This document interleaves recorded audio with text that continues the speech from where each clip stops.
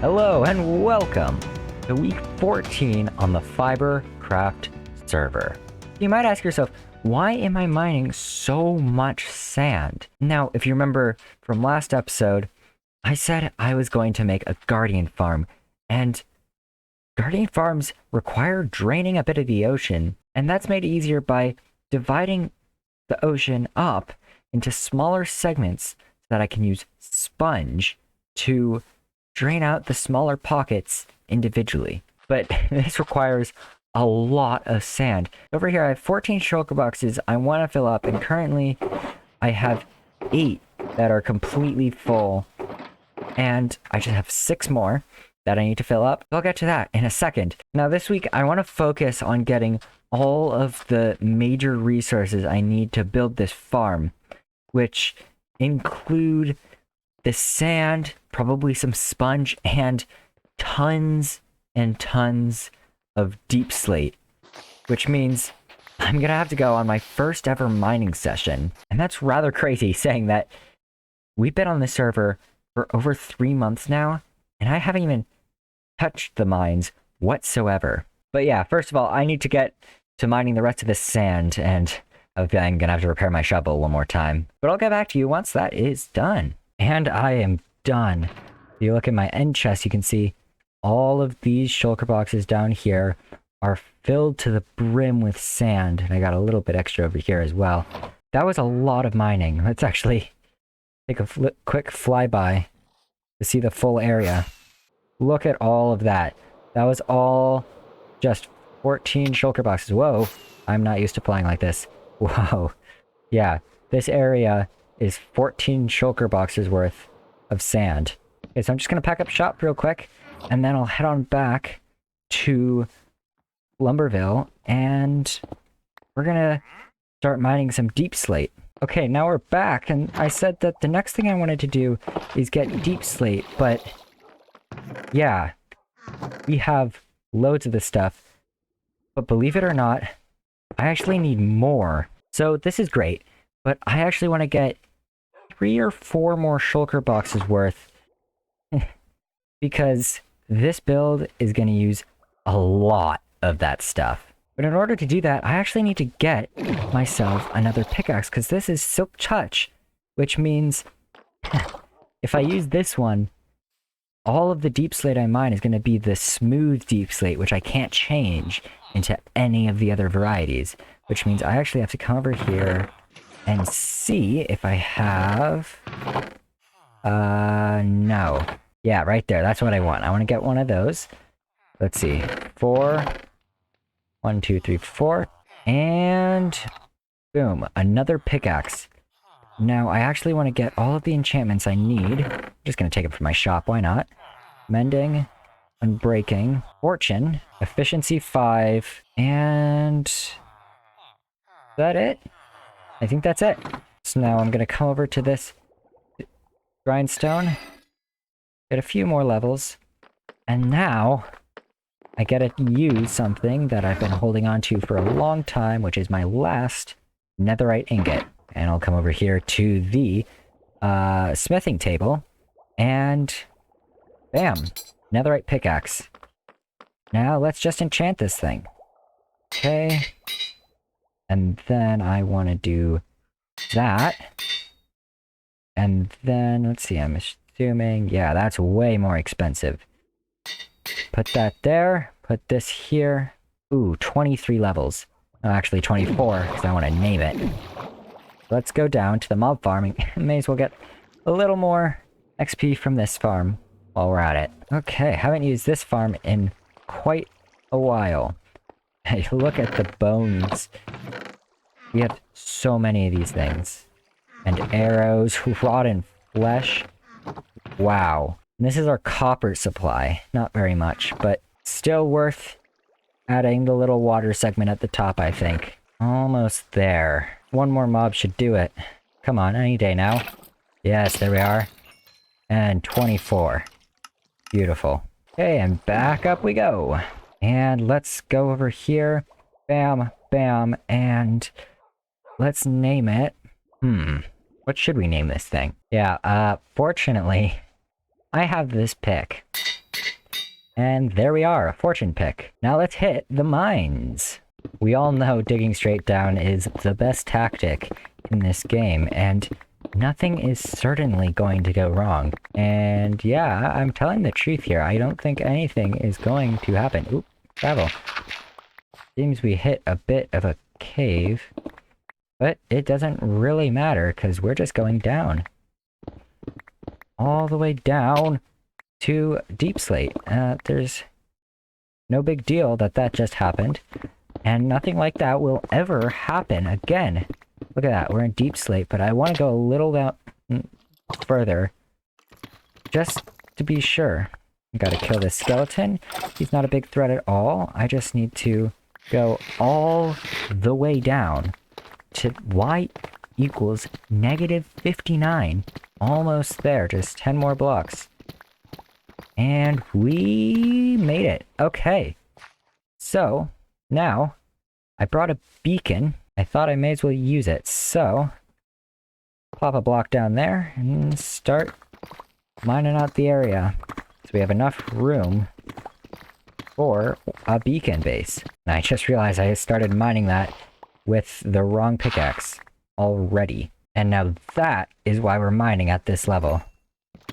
Let's see how many we can get from that. Oh. 9, not bad. Okay, that should be all we need. And almost there. Let's raise the roof a little bit in this area. Okay, final few blocks. And boom, that's the full base. Now, plop that on top. And we're firing up the beacon.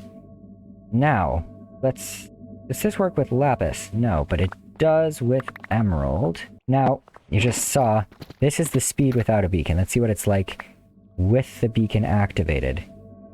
Phase 2. And there we go.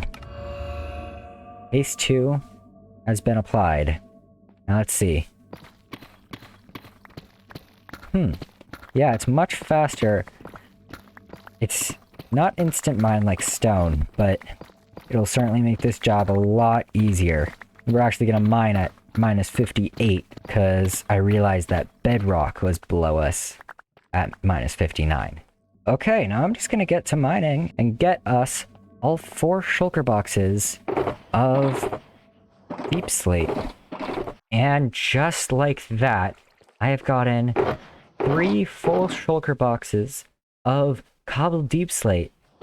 And that didn't actually take as long as I thought it would. And in this one, I have everything else. So I got a little bit of tuff and a little bit of gravel, a little extra deep slate. About 3.5 stacks of redstone dust. Just a tiny bit of iron and a tiny bit of lapis. And 44 diamonds. Now that just shows that if you want diamonds, come down here. Because just this little area, 44 diamonds. It's quite insane. Now that being said, it would be helpful to have a beacon because deep slate, it's pretty tough. Okay, so I'm gonna take this stuff up to the surface and we'll get the rest of the supplies I need. And we're out. Oh, it's raining. Let's see, where is home? I don't actually remember where I went. I wanna say maybe this way? Yeah, this feels right. Yeah, here we are. Okay. Okay, now that that's all squared away, the next thing I want are a little bit more torches. I used quite a few lighting up the area down in the mine, and I'm gonna need a lot for breaking the sand and lighting up caves. So I am actually going to head over to Wavelength to make a little bit of a purchase. And that is some serious progress on this stone building. I haven't actually seen that yet. Wow. Talk about shooting up. Anyway, yeah. Back to what I was going to do. Let's buy some torches. Wow, it's full to the brim now. Not for long. Okay, so I want to fill up the rest of this shulker with torches. And it is 1 diamond for 4 stacks. 1, 2, 3, 4, 5, 6, 7, 8. See how much that does. 9, 10, 11, 12. 1, 2, 3, 4. Okay. That'll do it. Which means I need to put in 1, 2, 3, 4 diamonds? Yeah, 4 diamonds. Perfect. So, that should be all the torches I need. I say all, but that is a lot of torches. I would really appreciate it if the sky stopped crying right about now. I know it makes the video quality a whole lot worse. And it's also just kind of miserable. Ooh, finally nighttime. I can get this rain to go away. Finally night. Okay. Okay. Let's get rid of this rain. And it is clear skies out. Okay, what was I about to say? So, yeah, there is one more resource I need for this project, and that is, of course, sponge. Because sponge helps so much when draining an ocean. So, I'm actually going to leave that one for next week, because I might actually get together with Speed and maybe Fnatic and do a little bit of ocean monument hunting for some sponge. So it's been a day and I just got back here, and has this thing grown even further? I feel like maybe even this wall has grown some more, but even all around, it's a lot taller, I feel like, than just yesterday. So it's great to see some rapid growth around this area after being stagnant for quite a while. So yeah, the other thing I noticed that's new from yesterday is this thing right over here. Sign. I did something. So it looks like some note blocks lined up and various blocks beneath them. Let's see what it sounds like. Yeah, something. Wait, hold up. That's a sick beat. Yep, something. That is something. Ooh. Growth over there as well. Interesting. Let's see what that's about. Make our way to the top. And here we are. New sign. Redstone is fascinating. It is indeed. Ooh. Never expect a creeper to just disappear. Yeah, cause creeper be creepin'. Very interesting to see all this knowledge that to me, who's been playing for many years now, is just common knowledge, and just seeing Shadow just learning all of this stuff throughout a bit of time is kind of interesting to see. Okay, and then something that was there yesterday, but I didn't notice. Little bit of a double waterfall / lava fall thing. Looks pretty decent coming off the edge of this cliff. For sure breaks up the terrain. Now there's one other thing I didn't show last week that I probably should, and it's actually behind this fountain a little bit. Yeah, right over there, there's something that Shadow's been starting out, and you can see there's 2 tunnels on either side of this cave. Go into one of them. They lead to the same place, which is this little bit of an area that Shadow is starting to carve out, and I'm wondering what Shadow is going to do with this space. Now that's interesting. I just noticed that this portal has been activated, and actually earlier this week Shadow was asking me about what to bring to the Nether, and might have already done so. In fact, do you need quartz for note blocks? Let me look that up real quick. No, you do not. So let's wonder what that's going to be used for. But yeah, overall, lots of great progress over here. And I'm excited to see this place really starting to evolve quite quickly now. But yeah, we have about 3 more places to check out this week. And the first one of those is going to be back over past Lumberville and at the brewery. And we take a quick turn around, and yeah, I think it's changed a bit. As far as I can remember, it was a little bit of a different shape, and I believe Speed has told me that he decided to change it up a little bit from his original design. And now you can see that he also started working on some terraforming to go around here and meet up with the top of this wall. But once again, this gradient looks quite good, and I think this is an excellent start to the build. Something I just noticed is he seemed to have removed the waterfall temporarily while he is constructing this wall. And we've discussed the plans for this quite a lot, and I'm really excited to see this starting to come together. But yeah, that seems to be about it for the brewery this week, so I'm gonna go check out and see what Hero's been up to for the past week. And starting off at the honey pot, and it's gotten some upgrades. It must have been unfinished when I first showed it. And yeah, still no honey yet. But yeah, this building looks quite good. Get it a little bit of a view from above. You can see there's honey at the top, a nice window in the front. It looks quite good. Okay, now let's head inside and see if there's anything new in there. And nothing right away. And over here, we've got some new lighting from above, it seems. And a new map has been placed on the board, and you can see there's the honey pot right over there. I can't see anything else right off the bat from there. But yeah, I for sure love this process of the maps. Although there's only one more space, so I wonder what's going to happen after all of these maps have been placed. And coming over here, we got the bee farms, and look at this. We got a new area down below, and I quite like this. You can see into the zombie spawner, and down here, I believe, is the killing chamber and loot.